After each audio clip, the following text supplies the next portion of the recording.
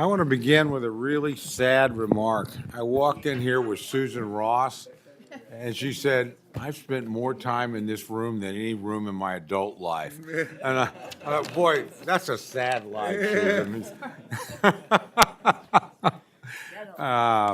We got a lot of stuff up today, obviously, and I want to begin, obviously, by thanking you, Chairman Adderholt, for your hard work, but it's your meeting, so take it away. Well, good morning, ladies and gentlemen. The Subcommittee on Labor, Health, and Human Services, Education-related agencies will now come to order. Welcome to the Subcommittee and the markup in particular for FY25 and for the Labor, Health, Human Services, Education-related agencies Appropriations Bill. I do want to thank Chairman Cole to be back here at this subcommittee and also recognize Ranking Member DeLauro. And I know that for both the chairman and the ranking member, this room is very familiar to you, and you feel right at home here. So you spend a lot of time here as well. So, but it's I'm honored to be here in this role today as we move forward with the markup.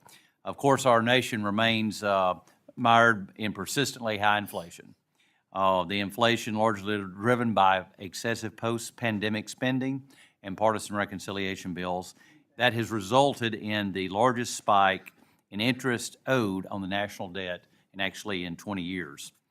We must stop out-of-control spending and take a critical view of some of these nice-to-have programs, including those contained in this bill.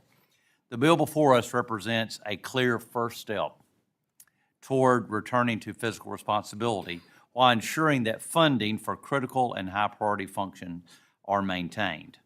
The bill before us reflects the challenges in achieving deficit reduction solely through reduction in discretionary spending. We cannot get our fiscal house in order solely through this committee, but the Appropriations Committee is certainly a part of the solution and should be a place that we should start. Over 40 programs are proposed for reductions and another 50 programs are eliminated, most of which have expired authorizations or lack some specific authorizations. At the same time, the bill also makes priority for biodefense programs that support rural America, that targets education programs including those for children with special needs and congressional oversight responsibility. The bill maintains support for Pell Grants and increases investment in early childhood education. In response to the executive branch overreach in this current administration, this bill prohibits funding for programs focused solely on diversity, equity, and inclusion, and it eliminates funding for Planned Parenthood and other controversial grantees. It also protects religious freedom and values by stopping the administration's regulation that would require schools to allow biological boys to compete against girls in women's sports programs. It prohibits any federal funding from going toward enforcing gender identity politics or social, hormonal, or surgical interventions to look like the opposite sex. The bill maintains the long-standing Hyde Amendment to ensure that taxpayer funds are not used for abortion on demand and that no one is forced to participate in an abortion or refer for one under federal programs. The bill also makes sure that taxpayer dollars are not used to circumvent state laws which restrict access to abortion and ensures that federal research funds are not used on human fetal tissue obtained in elective abortion. This bill also includes provisions preventing the administration from moving forward with job-killing regulations relating to independent contractors, joint employer status, and federally forced wage rates for agricultural workers. To protect against future man-made pandemics, the bill also prohibits funding from any funding going to EcoHealth Alliance, the Wuhan Institute of Virology, or any lab located in Russia or in China. The bill also prohibits funding from being used for any gain-of-function research. In closing, of course, in addition to thanking Chairman Cole, I also want to thank the committee staff on both sides of the aisle who has done a tremendous job as we have moved this bill forward this year. And also my fellow subcommittee members on both sides of the aisle and their staff for their hard work and their input over the last several months and weeks as we have worked on this bill. I know that there's going to be many that will disagree in this room with both the spending proposals and the policy matters. They're included. But however, let me just say I look forward to our continued discussion on these issues in full committee as we move this bill forward. And I also want to recognize Congresswoman Lee. Thank you for your service, Congresswoman Lee, over the past many years that you have been on this committee and also in Congress. You've been a valuable member of the subcommittee since 2007, I believe, and you have fought hard to improve more opportunities for the underrepresented groups in the biomedical research and the higher education. And thank you for all your contributions in this bill, and we know that after you're gone, your legacy will continue, and we look forward to following your success as you leave here. I would now like to recognize Ranking Member DeLauro for her open remarks, and I will turn the mic over to her.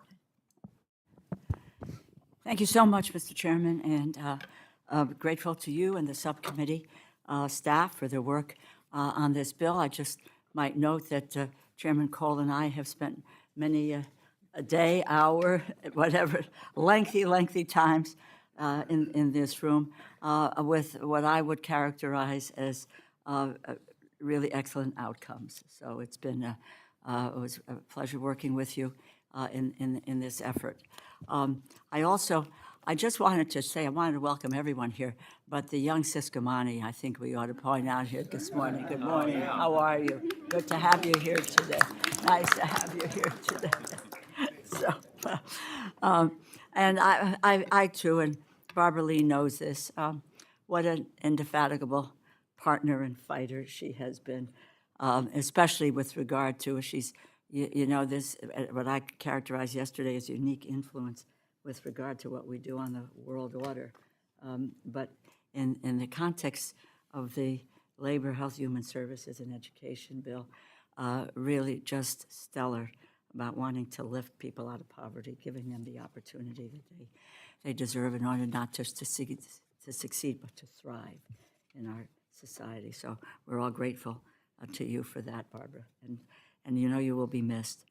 I want to thank the staff, Stephen Stegleiter, Philip Tizzani, Lori McNone, Jackie Kilroy on the minority side, on the majority side, Catherine Salmon, James Redstone, Laura Stagno, Kirk Boyle, Emily Goff, Laura Hatton-Rell. So thank you all very, very much for the countless hours you put in. Last year, the Republican majority put forth a labor HHS education bill that would have taken thousands of teachers out of the classrooms, eliminated job opportunities for young adults, seniors, and working families, and jeopardized maternal, pediatric, and public health. I guess I really am exasperated that the majority is taking this subcommittee, the Congress, and the American people down this path once again. Of course, last year's bill met its fate before the full Appropriations Committee even got to weigh in on it. And to finish our work on fiscal year 2024, we passed a bipartisan bill that enhanced educational opportunity, supported families, and helped the middle class. I had hoped that our bipartisan conclusion to fiscal year 2024 and our shared exhaustion from the needless chaos we were put through to get there would have generated a different path for this year's process. But instead of picking up where we just left off, the majorities doubled down on their already tried, trodden, and failed strategy of writing blatantly partisan bills that will never become law. This bill decimates support for kindergarten through 12th grade education. It abandons college students and lower-income workers trying to gain an education or advance their career for the chance at the American dream. This Republican majority's bill harms women's health, children's health, and public health. The bill would surrender the safety and well-being of the American people to multiple ongoing health crises. And the majority's cuts to the Social Security Administration would mean closings and shorter operating hours at Social Security field offices and longer processing and wait times for seniors and those with disabilities. We know that this bill will never become law, but I thank the Republican majority for once again demonstrating beyond any doubt where they seek to take public education in this country. I am delighted that you are letting American parents see what would become of their child's classroom. American families deserve to know not only how the Republican majority's bill decimates support for K-12 education, they deserve to know how it would abandon students, young adults, workers, and seniors through all stages of their education and careers. Just last week, the Republican nominee for president promised to, and I quote, shut down the federal Department of Education. He said he plans to cut investments in our children's education, again, and I quote, in half, and get much better education in some of the states, end quote. No word on the fate of the children and families in any of the other states. Former Secretary of Education Betsy DeVos called for eliminating the Department of Education. Former OMB Director Russ Vought has vowed to, and I quote, thwart a public education system he views as, again, and I quote, an existential threat to the American Republic. As a Republican presidential candidate, Vivek Ramaswamy said he would eliminate the Department of Education via executive action. Former Vice President Mike Pence, Governors Doug Burgum and Ron DeSantis echoed him. So this is not a new idea. Republicans have been explicitly signaling their goal of eliminating the Department of Education for decades. The Heritage Foundation's public plans for a Republican White House broadcast the Republican Party's intent to end the Department of Education. Project 2025 spells out how Republicans would destroy public education, creating a country where education is not a public good for the benefit of all of society, but a wholly private enterprise. This is about making sure a quality education is no longer accessible to working families, but only a privilege for the descendants of the wealthy. We saw where House Republicans wanted to go last year.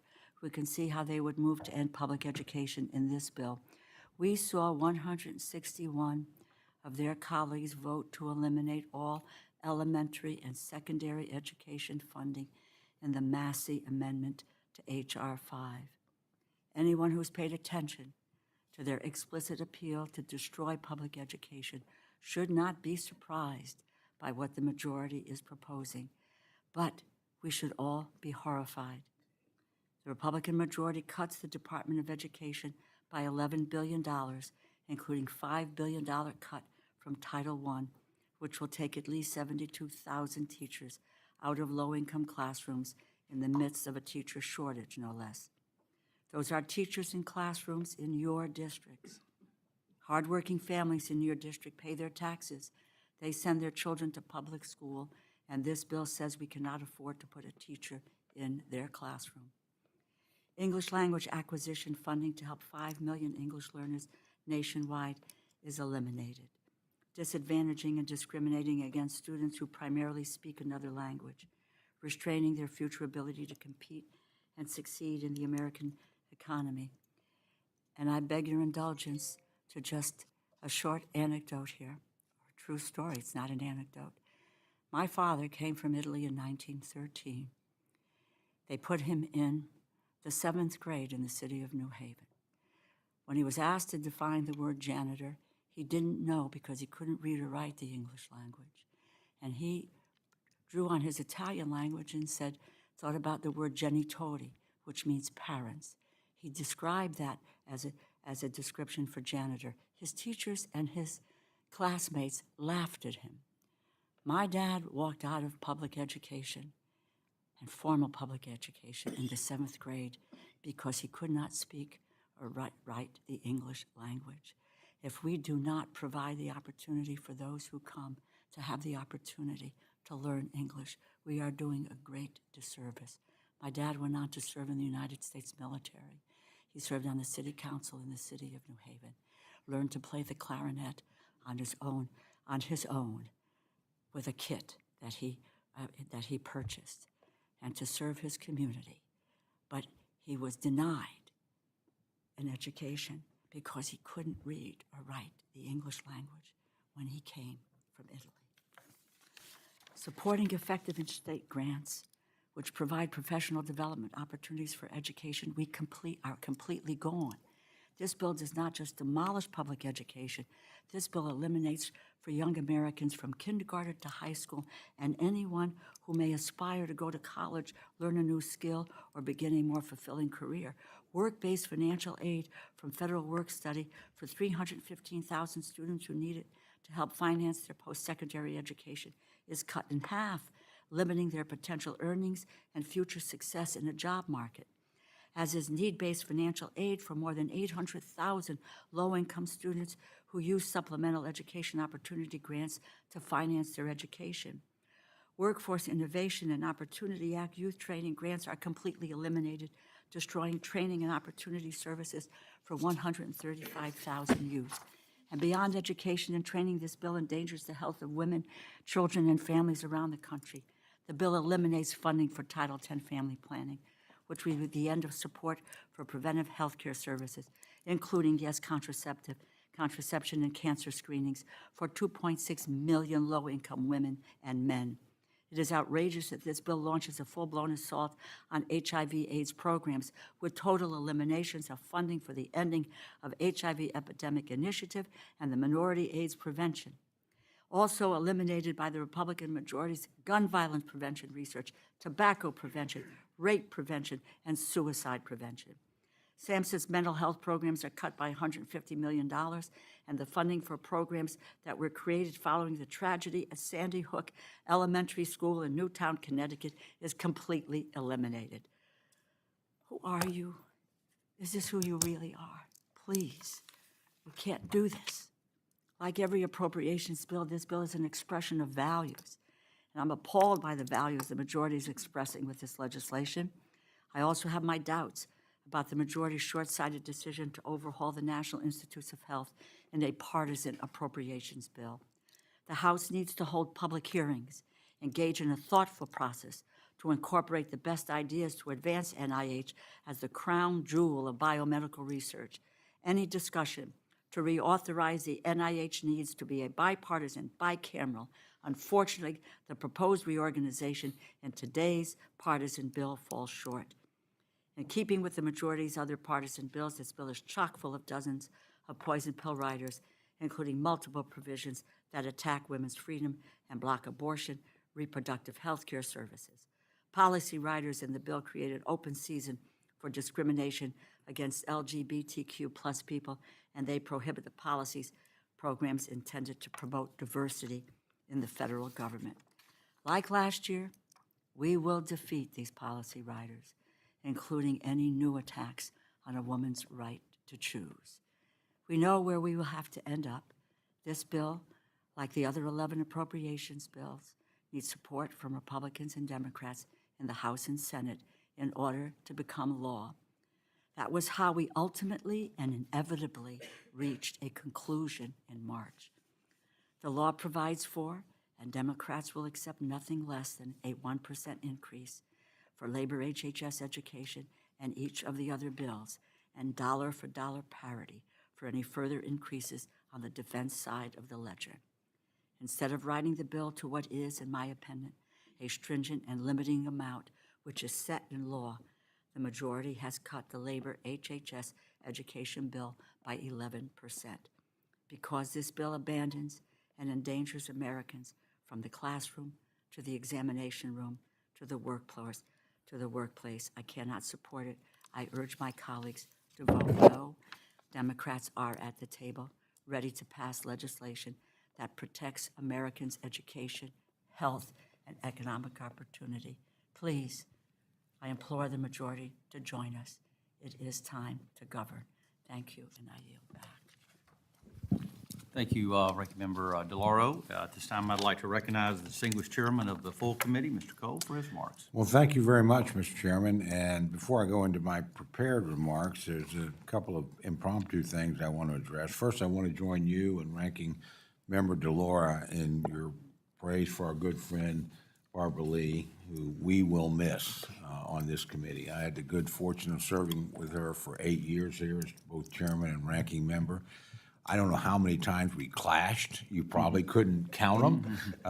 But we did not have a better member, a more passionate member, a member more committed to getting us to the right place. And we didn't always agree, but we quite often did agree at the end of the day after we had had an exchange. And her contributions to this committee, both the full committee, which I'm sure we'll address again at some point, but certainly this subcommittee, have been extraordinary. And she's been a valued member, a valued friend. And I don't know what you're going to do next, my friend. I will say for the record, I think Democrats in California made a horrific mistake, but that's not for me to say. But we're going to miss you here. And we just thank you for all you've done. Second, I want to join the ranking member of the full committee and this subcommittee and say it's good to see Mr. Subcommittee under adult supervision. He needs it. He votes better when his children are here, and we're delighted to see that. Finally, I want to join my friend, the ranking member of the full committee and this subcommittee. We have a lot of memories in this room together. You know, we forged a friendship and a working relationship here. And I will tell you, when I was privileged to become chairman of this subcommittee, I consider this the first real gavel I ever held. I was chairman of the Ledge Branch, and no offense to Mr. Valadeo or anybody, that's kind of like being a cardinal with training wheels. I mean, you can't do very much down there. But this one, and I got it because nobody above me in seniority wanted this job. And I was like number 9 on our committee, and everybody had turned it down because we had not produced a bill that had gotten across the floor in 5 years. We had out of committee. I mean, forget the floor. And I remember talking to my friend, the ranking member. We were getting to know one another, and I said, you know, I've got assurance from Chairman Rogers that we will move this bill. And actually, my good friend, Mr. Simpson, was the vice chair at that point. It's one of the things I asked for was because a lot of Republicans would come to this committee. And for Democrats, this was a pinnacle committee. When I got here, every Democratic member was a ranking member on another subcommittee, which tells you, well, it's sort of your version of our guys come here and do their tour and want to go to defense. You know, your people go to defense and do their tour and want to come here. And it's a very interesting makeup. And I asked for a couple of things from my friend, the chairman. I told him I would do it because nobody ahead of me wanted to do it. I said, but I want 2 things. First of all, I need some firepower. We've got really good younger members, but they've got the A team on their side. So he sent me Mr. Simpson and Mr. Dent. So I got 2 Cardinals on the committee, and we had, you know, and again, we had really good younger members. And I said, no, I need a more reasonable allocation. I mean, you can't balance the whole federal budget. You can't do it anymore on discretionary spending, period. Not possible. A lot of people think it is. We control 28% of the budget. Until people get serious about Social Security, Medicare, and Medicaid, we are not balancing the budget anytime soon. You cannot do it here. You could eliminate the entire discretionary budget of the United States today, you would still have a deficit. So we ain't the problem. But we did start here, and I will say this about my friend, the ranking member. She never, ever voted for the chairman's mark. So I hate to tell you this, Mr. Adderholt, she ain't voting for your mark. I have a feeling. But for the 4 times I was privileged to be chairman, we got to the point we both voted for the final mark each time. We're able to get those bills across. The next 4, when she chaired and I was ranking member, we got the first 3, and it was the same way. I did not vote for her initial marks. I know she was not surprised about that. But I voted for the next 3. And the only reason we didn't find a way to the 4th is we did a huge omnibus on the eve of the Republicans coming in. That was my friend's decision. I'm not critical of that. But our party position was we're not going to do this at the last minute in a gigantic bill.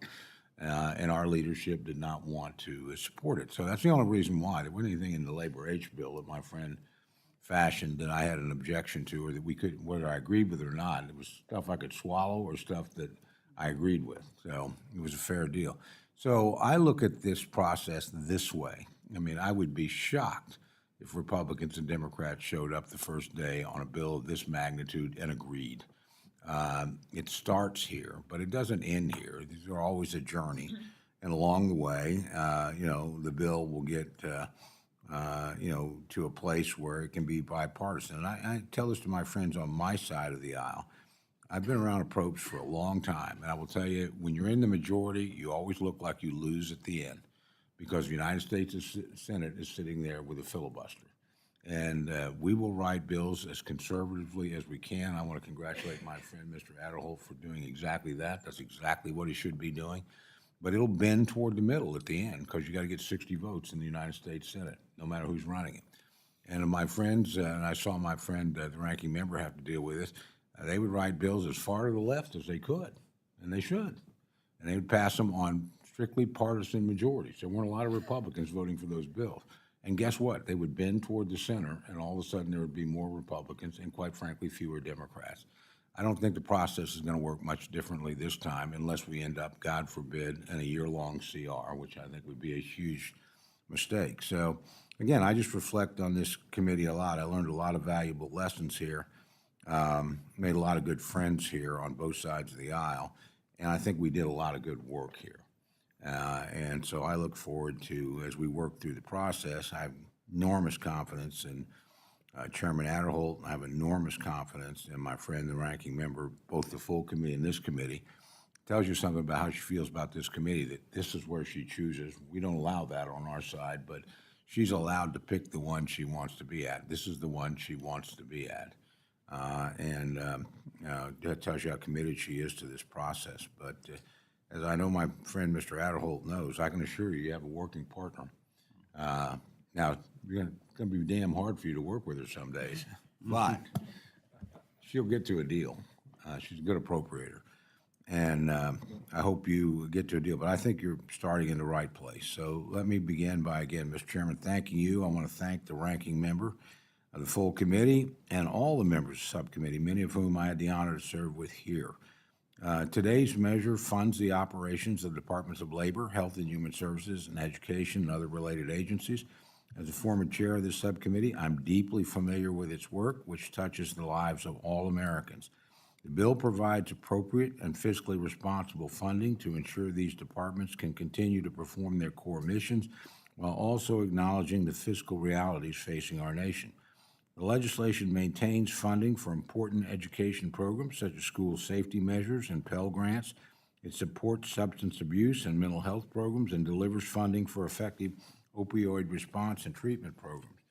It invests in impactful resources for the National Institute of Health and also maintains safeguards for certain vulnerable populations such as Americans with disabilities, our seniors, and our veterans.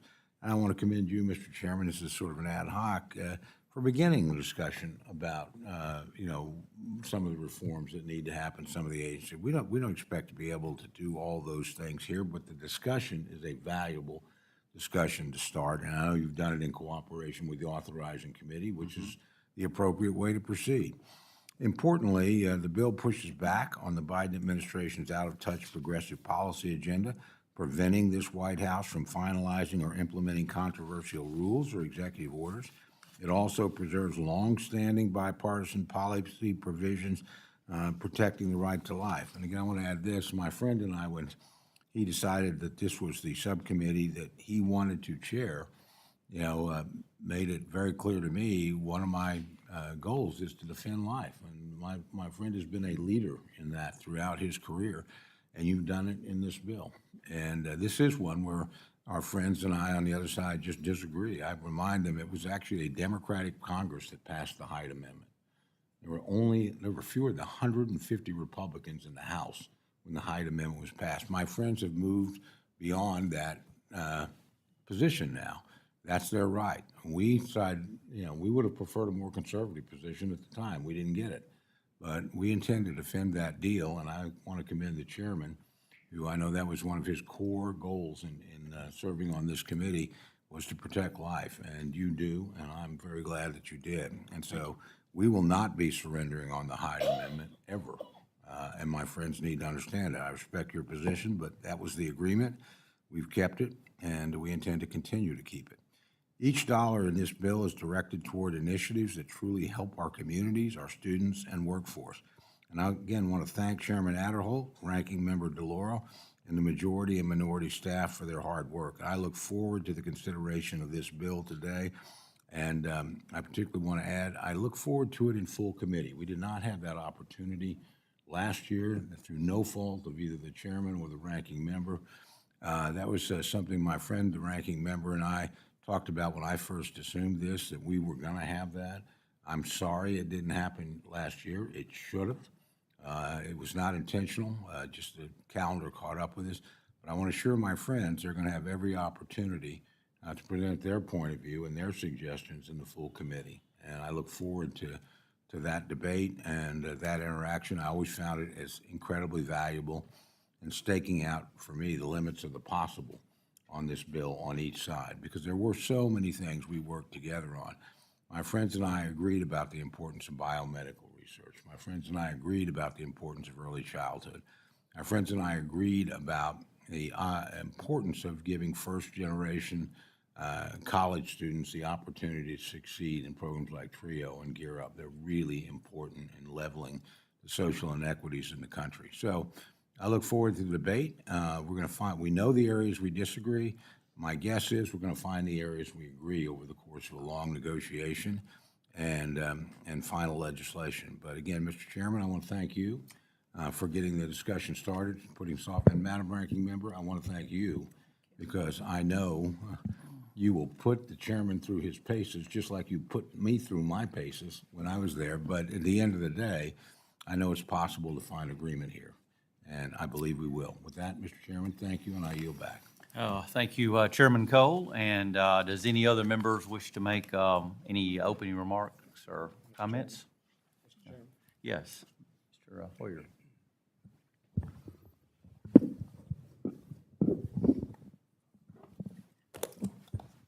As all of you know, I've been on this subcommittee for a long period of time with 20 years in between. When I came into this room this morning, I expected to be up on the dais and maybe around. This is the way we used to do it. That doesn't make it right. But the reason we were arrayed around the table was we came into this subcommittee. Bill Natcher was the first chairman with whom I worked. And his comment here and on the floor was, as long as you take care of the health of your people and the education of your children, you'll continue to live in the strongest and best nation on earth.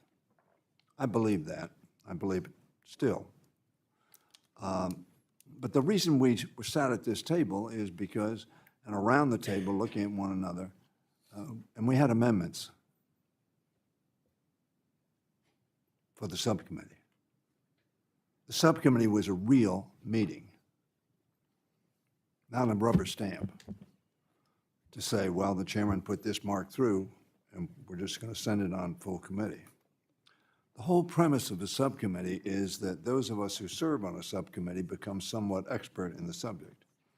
Maybe not total experts, particularly with a bill this large, but we would bring that perspective and we'd have exchanges.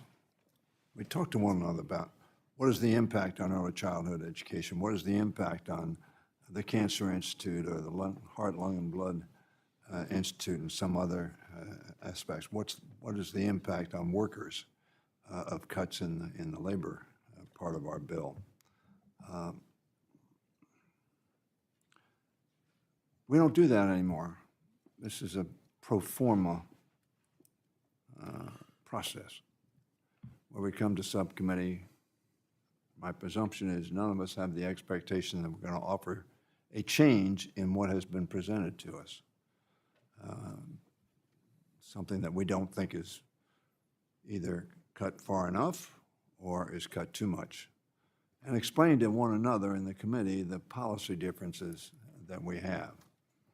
Mr. Cole and I agree on a lot of things, one of which is you're not going to solve a budget deficit which is out of control in the 30 trillions of dollars by dealing with approximately 10% of the budget, maybe a little more. That is non-defense discretionary spending. It's not mathematically possible. Forget about whether it's philosophically or politically possible. It's not mathematically possible. So I'm concerned not about this markup per se, but about the way we deal with this subcommittee work, where subcommittees do not deal, as my experience has been in just the short year and a half I've been back, don't deal with the substance until we get to full committee. The full committee, of course, is composed of the majority of us who are not on that subcommittee, have not dealt in a very deep way with the subject matter that comes before us. And we offer amendments. Most of those amendments are message amendments in many ways from my perspective on either side. But I think that, Mr. Chairman, is regrettable. An 11% cut that deals with the health and education of the American people is not, in my view, a responsible proposal. Nor is it a real proposal. Nobody around this room thinks this bill is going to be a viable piece of legislation to work towards compromise. And in my view, what has happened is we have, in effect, estranged ourselves from the real process, which is essentially 4 offices: the majority leader in the Senate, the minority leader in the Senate, and the majority party in the House. The minority party in the House does not have a lot of clout, unless, of course, the majority party is divided and you need our votes, which has been consistently the case. So this is not a real proposal, and while I have great respect for the chairman and great affection for the chairman of our full committee, and Mr. Annerholt and I have served on a number of committees a great deal. I have great respect for him. But we have hardly any hearings. If you'd served on this committee 30 years ago, you would have had 10, 15, 20, 30 committees. And when I first served on that, every institute and NIH, which are billion-dollar subcommittees, which have extraordinary impact on the health of the American people, we had a hearing on. We did not have a single hearing on an NIH institute, not one. The secretary was here, but we didn't plumb, which we need for, I think, intellectual knowledge of what we're doing, but also it was an extraordinary education for all of us on the committee to hear these extraordinary scientists and doctors tell us where we were and how we were applying those billions of dollars that we appropriated to solving cancer, to solving Alzheimer's, to solving other diseases. Members also are precluded in this bill from funding priorities that they know about. I'm a strong supporter of what we call community projects. I still call them earmarks, because I think all of us around this room know more than anybody in Washington about what our districts need. I've always thought that. And the Constitution says that we have the responsibility of raising and spending. And the executive carries that out. But we make those decisions. And I think that's unfortunate that we precluded this subcommittee because the educational needs, the health needs, other needs of the local jurisdictions that each of us represent are important in and of themselves. And the fact that we cannot do anything to help them, no matter how small, $250,000 for some educational or healthcare need in our districts. Now we have just 30 minutes to consider this bill before rubber stamping it, frankly, and passing on the full committee. We know what the vote will be. The majority party, whether it was us or you, are going to vote aye, and the minority party is going to vote no. That's not really a process. That's just going through the form without substance. All of this for legislation that will never become law. Some of it will, and the chairman indicates we'll have to come to a place of agreement. And that's true, maybe. But it's more likely it won't be that we come to agreement.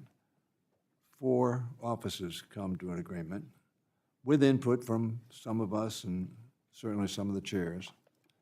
But ultimately, it will not be our decision, and we will be called upon to either ratify or reject the central offices that have more and more and more made decisions that are the appropriators' decisions to make. You're not going to fix the national debt by these little but substantial cuts relative to the national debt. Instead, what we do with these cuts is we have a severe impact on segments of our communities that we represent. One of the interesting things, Mr. Chairman, that I found during the course of the hearings, that as we had discussions, it was almost invariably an individual interest that we had that was the object of a question. And the secretary would answer, or some other official that was testifying would answer. But what it indicated to me was that all of us do have interest that we think this bill is important to solve for our constituents. But there were really very few overall big questions. There were some, like eliminating education, eliminating other offices. Now, I personally am very concerned. My wife, Judy, was an early educator. She started literally a school that had been closed down, elementary school, for early childhood education, 3 and 4 years old, prior pre-K. There are now 86 of those in our state called Judy Centers. And we've cut severely on that. Frederick Douglass, born a slave in my state, said, I think very cogently, that it is easier to build strong children than it is to repair broken men.